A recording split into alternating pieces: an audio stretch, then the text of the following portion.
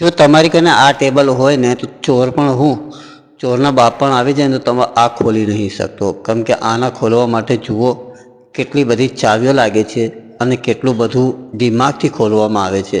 આ જેને બનાવ્યું હોય કે જેને બનાવડાવ્યું હોય એને જ ખબર હોય કે આ કેવી રીતના ખુલે છે.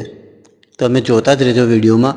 આ કેટલું સરસ બનાવેલું છે. આ ટેબલ કઈ ચાવી ક્યાં લગાવવાની છે જે બનાવે છે એને જ ખબર છે, બાકી તો કોઈને ખબર ના પડે.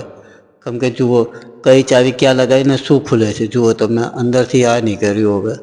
હવે આને ખોલશે તો અંદરથી કંઈ બીજું જ કંઈક ખુલશે. જુઓ આ ટેબલ ખુલી ગયો. હવે અહીં કંઈ મૂકવું હોય તો તમારે મૂકી દેવાનું. ચોરનો તો દિમાગમાં પણ ના રહે કે આવું બધું અંદર હોઈ શકે છે. તમે આરામથી અંદર તમારું જે પણ કિંમતી સામાન હોય ને તો મૂકી શકો છો. તમે જોયું તમે. હવે અહીંથી આ બીજું કંઈક ખોલી કાઢ્યું એને. હવે આ ટેબલને કેટલી દિમાગથી અને કેટલું વિચારીને બનાવ્યું હશે. ખાલી એક જ ચાવી લાગેલી છે.